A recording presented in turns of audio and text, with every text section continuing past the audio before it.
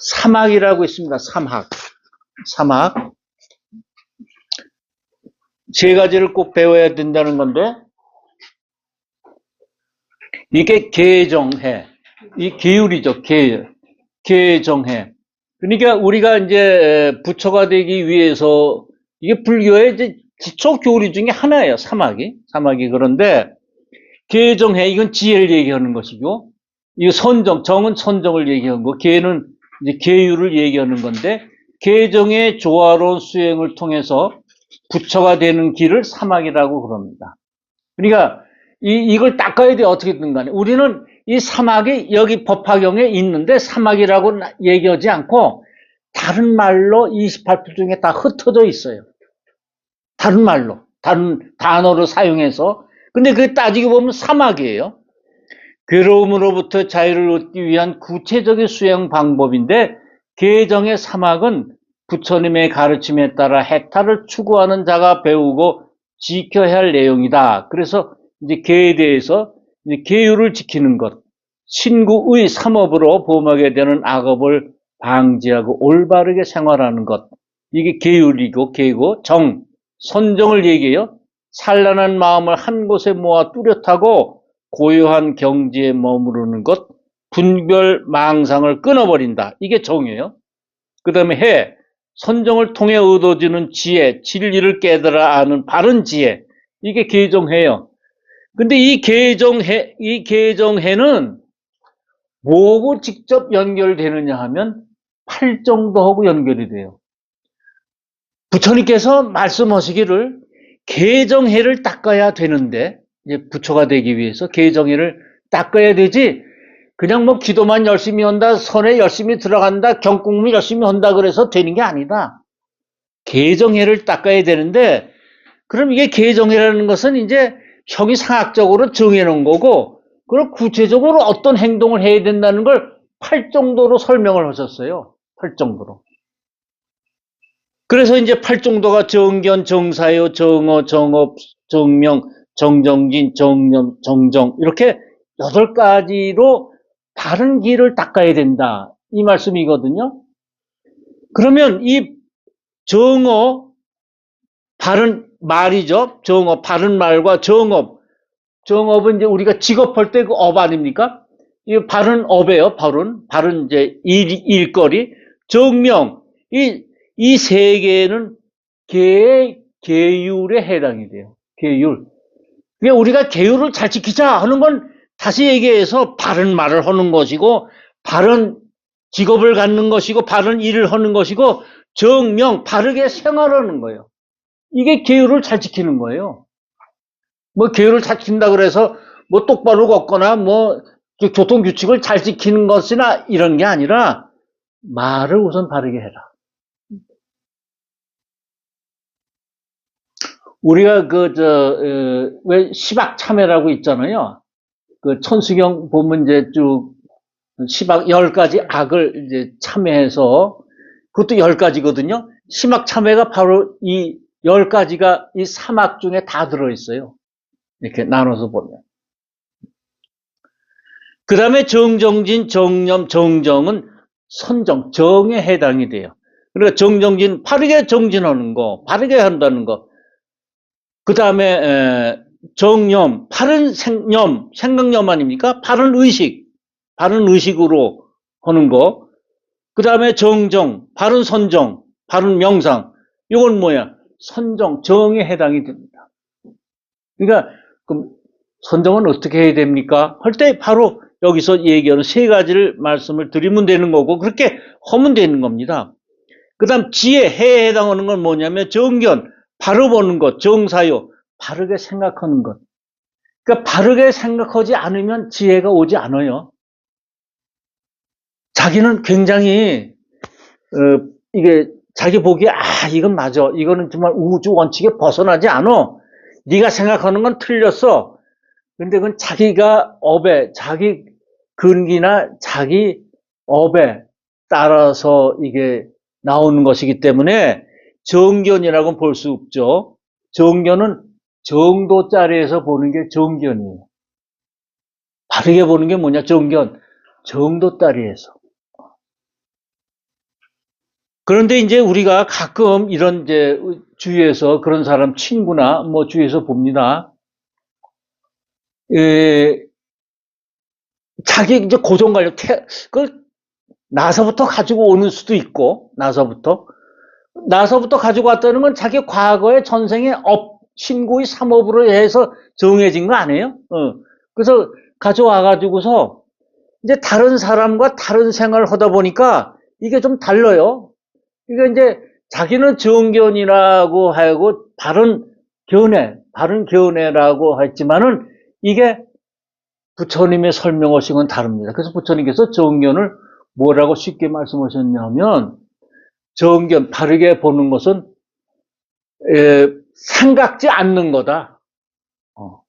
이렇다 저렇다고 생각지 않고 분별하지 않는 거다. 이게 바르게 보는 거다. 그래서 분별하지 않는 게 바르게 보는 거다. 그러니까 이것은 좋고 저것은 나쁘다. 이렇게 보지 않는 거다. 그럼 이제 여기서 그랬잖아요. 견가라, 빈바라, 아축바등. 이게 사막을 얘기하는 거예요. 사막을 얘기하는 건데, 개정해를 얘기하는 거예요. 그래서 지금 이제 프린트물에 한번 이렇게 봤습니다. 근데 이제 우리 불교를 하면은요, 기초교리로서 조금 알아야 될 게 좀 여러 가지가 있어요. 여러 가지가 있는데, 우리가 이제 불교를 하시는 분들이 이런 게 나오면, 이제 골치가 아프다 말입니다. 그냥 부처님께서 복을 좀 주시고, 뭐 좀 하는 일이나 잘 되게 하고, 병이나 안 걸리게 했으면 좋겠다, 이러잖아요. 근데 그러기 위해서는 이걸 알아야 돼요. 그러기 위해서. 그 기초를 알아놔야, 이제 그런 걸 우리가 구할 때 구해진단 말입니다. 이렇게 말하고 칠보로 된 데에 앉아 칠 따라서 높이 허공에 올라가서 부처님 계신 데 이르러 머리를 조아려 발에 예배하고 열 손가락을 모아 개성으로 부처님을 찬탄하였다. 조난이 매우 기묘하시고 광명이 시방에 비추나이다. 제가 일찍이 공양하였사옵더니 이제 곧 친근하나이다. 이제 또 친근하나이다. 그러니까 이제 이거는 이제 왜 우리 종조님께서 항상 이제 가락을 넣으셨잖아요. 네. 용안에 신기며 하시며. 그러면 이제 이게 가락을 잘 넣고 하면은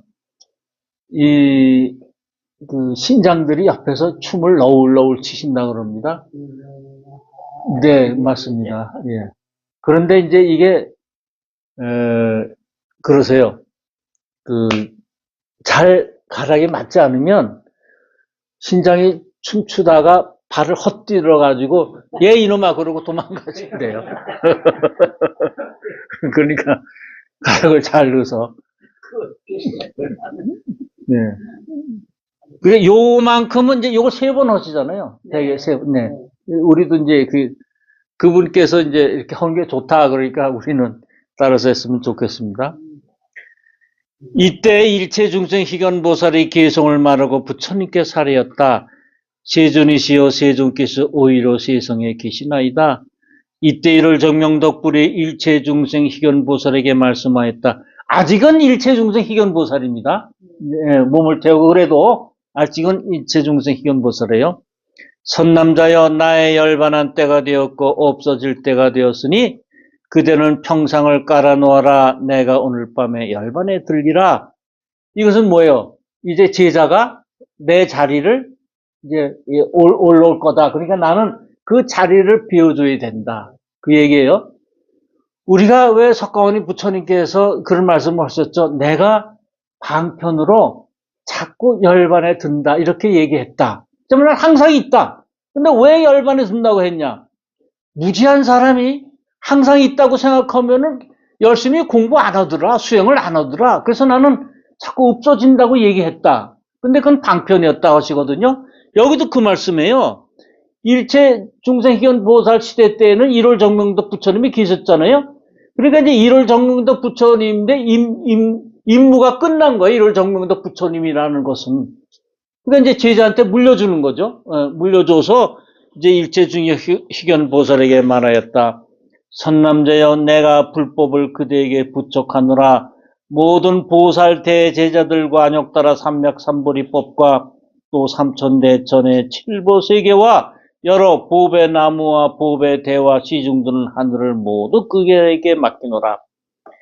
이게 이제 그 일제중장 희견 보살의 그러니까 이제 자기 후계자한테 이제 맡겨지는데 몽땅 다 자기가 가지고 있고 몽땅 다 맡기세요 보니까 또 내가 열반한 뒤에 사리까지도 그대에게 부척하노니 마땅히 널리 선포하여 공양을 많이 베풀고 여러 천개 탑을 쌓아라. 이때 이제 이런 말씀에서 나 멸도 후에 내가 멸도한 후에 소유사리를 역부총련다. 소유사리를 언제 부척한다.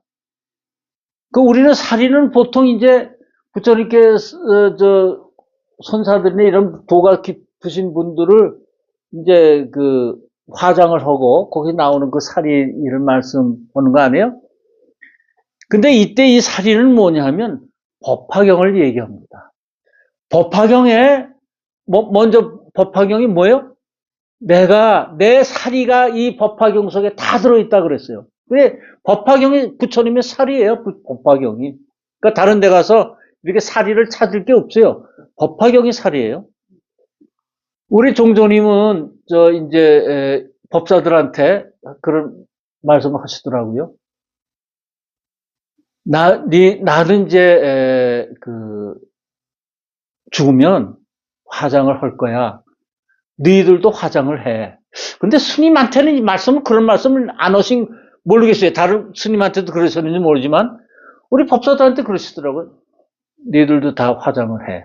근데 나는 사리가 안 나올 거야. 왜? 법화경에 다 쏟아 부었거든. 이 속에 다 있어. 사리를 찾으려고 그러지 마. 그건 아마 그분이 이제 스승님께서 머리를 처음에 유발이셨잖아요. 그때부터 그런 말씀을 하시더라고요. 나는 사리가 안 나와. 법화경에 다 내가 전신을 쏟았는데 내 전신이 법화경이야. 이런 말씀을 하셨어요. 그랬더니 정말 이제 우리 그때 이제 화장하고 그때 할 때 사리를 못 찾았어요. 아, 그래서 우리는 믿죠. 아, 법화경과 우리 스승님이 하나다는 것을 알 수 있었습니다. 1월 정명도 부처님이 이렇게 일체 중생 희견 보살에게 분부하시고 밤이 늦은 뒤에 열반에 드시었느니라.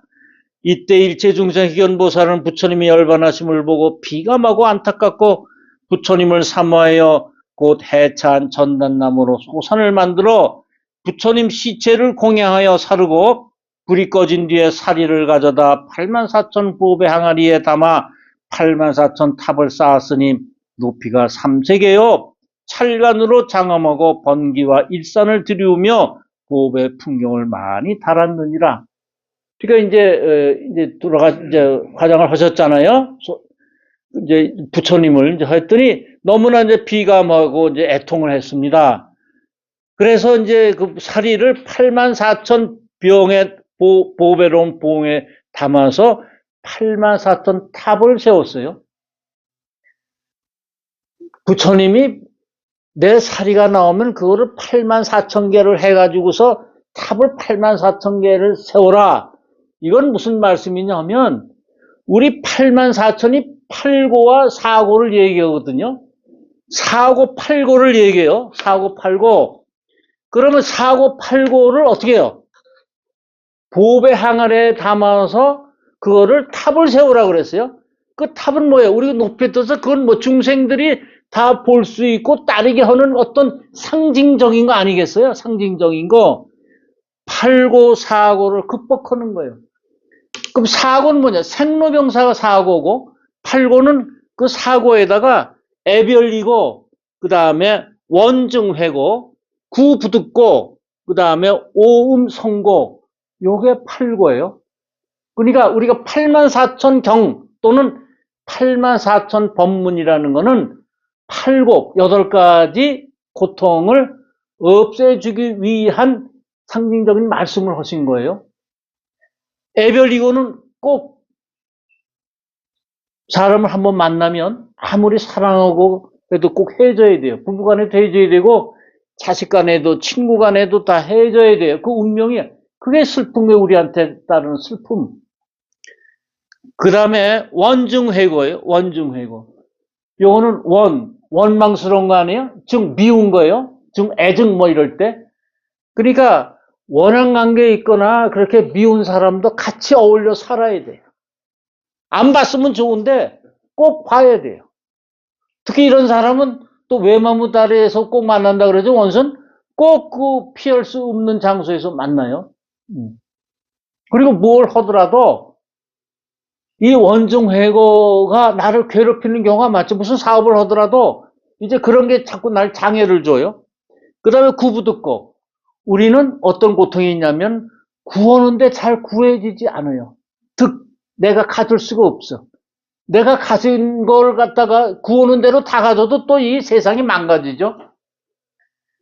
그러니까 물건만 그러냐? 그게 아니에요. 나는 100살을 살고 싶다. 그런데 100살 못 살아줘. 이것도 구부득 거예요. 나는 부자가 되고 싶은데 부자가 못 돼요. 나는 박사가 되고 싶은데 못 돼. 이게 구부득 거예요, 다. 자기가 노력을 해도 못 구해지는 게 우리들의 아픔이에요. 8가지 아픔 중에 하나 들죠. 그 다음에 오음 선거. 오음이나 아까 말씀드린 오온이나 같아요. 그런데 오온과 오음은 뭐가 다르냐면 오온은 색수상 행식 5가지 아니에요? 5가지고 오음은 뭐냐면 이 5가지 때문에 받아야 되는 고통. 그게 오음 선거예요. 성은 막 성한다, 막 활활 뛴다는 거 아니에요? 그러니까 오음 선거. 내 몸, 오음은 이제 내 몸 아니에요? 이 색수상 행식이 내 몸이듯이 내 몸을 잘 치장해야 되기, 내 몸을 위해줘야 되기 때문에 받아야 되는 고통. 돈도 많이 벌어야 되겠죠. 좋은 차도 타야 되겠죠. 하여튼 내 몸 때문에 받아야 되는 고통이 많아요. 좋은 거 음식을 먹어야 되겠고 이런 것들. 그래서 8가지가 팔고요. 그래 여기서 84,000 보병의 사리를 넣는다는 건 뭐예요? 그건 뭐예요? 우리의 고통을 부처님께 공양하는 거예요. 이 8고사고를 부처님께 공양하는 거. 그럼 우리 나가 없어지잖아요, 나가. 그런데 그랬더니 이제 84,000 탑을 세웠더니 높이가 3세계요. 3세계 뭐 이게 이제 우리 삼천대천 세계라 그러기도 하고 불법tum 3보라 그러기도 해요. 3세계요. 아주 귀중한 거죠. 3세계요. 표찰 장엄을 했어요. 거기다 장엄을 했어요. 그리고 법의 풍경을 많이 달았어요. 풍경은 이제 많이 이렇게 뭡니까 그 소리가 나면은 이제 퍼지잖아요. 그러니까 이제 부처님 이 살이라는 건 부처님 이제 법화경 아니에요. 법화경이 많이 퍼지는 거예요.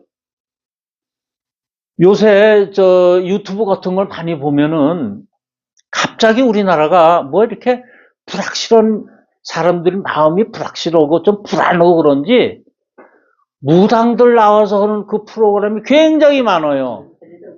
예. 아주 정기방송도 그거 많이 해요. 예. 예. 전엔 별로 안 했거든요.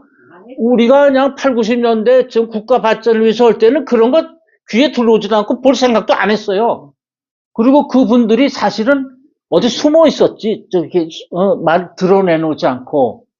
근데 지금은 뭐 아주 그 무당이나 이런 분들이 굉장히 이제 그 뭐라 그럴까 아주 친해졌어요. 이게 많이 나타나고. 근데 저는 항상 그렇게 생각했어요.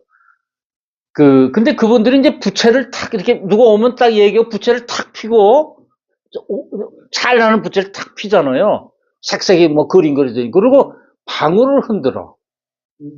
예. 근데 항상 제가 왜 방울을 흔들까?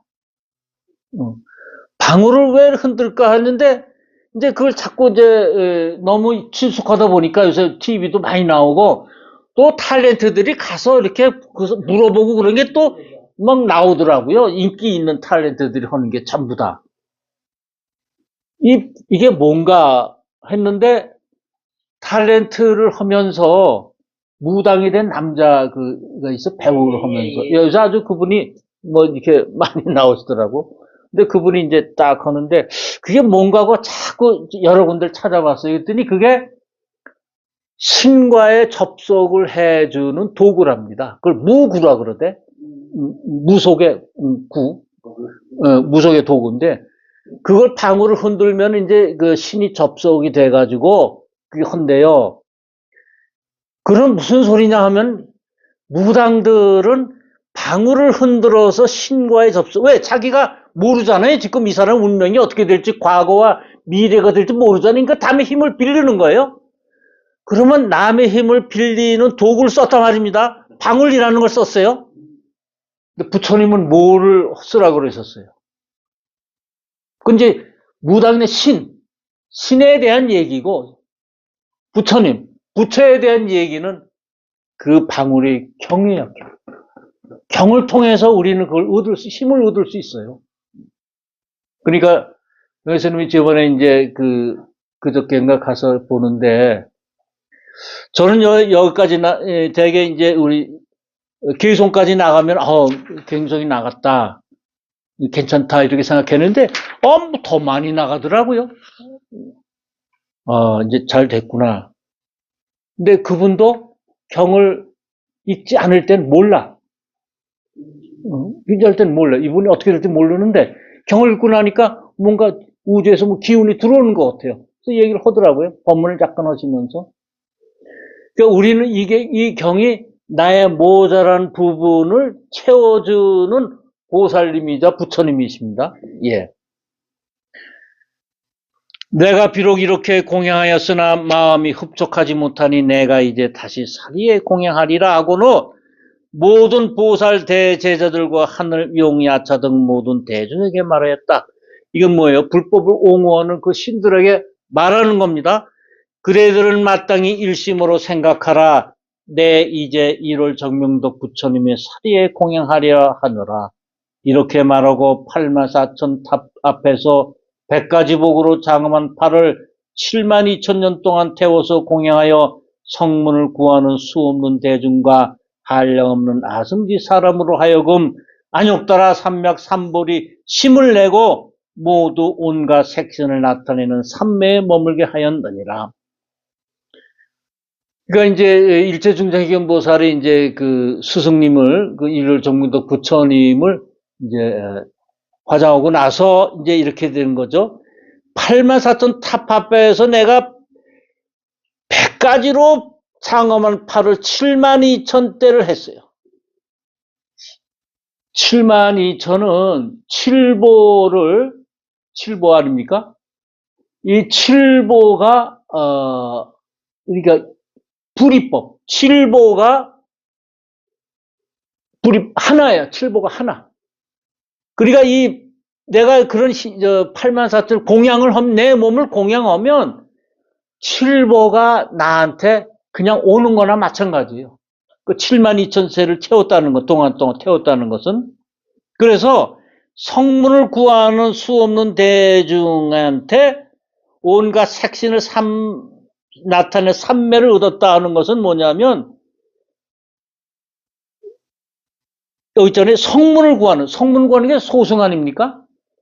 소승을 구하는 사람들한테 온갖 색신을 나타내는 삼매를 얻었다.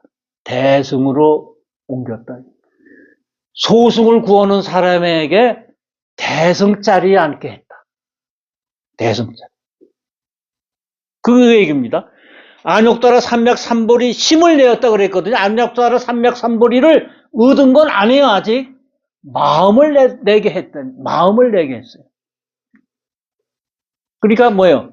부처가 되는 깨달음을 얻게 하는 이제 마음을 내게 해서 그 사람들을 이제 그 길로 읽게 되는 거죠. 저는 이제 한 말씀 드리고 마치겠습니다.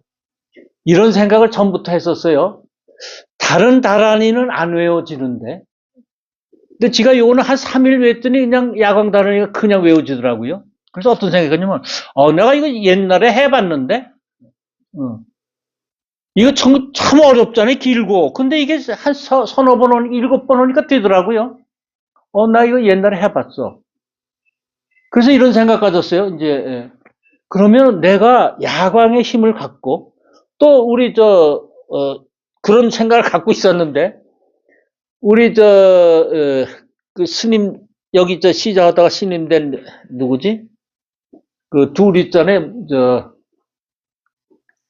딱 부러지는, 지금 스님 돼가지고, 송아가 머리 깎기 전에 그 대법사님이 책을 하나 주셨어요. 이눈법사님 갖다 드리라고 대포하고 이걸 공부를 열심히 하래요. 그러면서 책을 줬는데 야광보살 혼자품을 해설하신 거야. 그 야광품을. 그 왜 난 아니 이거 꼭 하시래요. 그래요. 그래서 어떠냐면 내가 경해석도 잘하고 앞으로 경해석도 열심히 하고 기도나 이걸 열심히 해서 야광의 힘도 가져야 되지 않느냐. 그랬습니다. 그런데 이제 경혜스님을 만나니까 그분이 어떤 소리를 하냐면 수학과 무학 자리는 따로 있어요.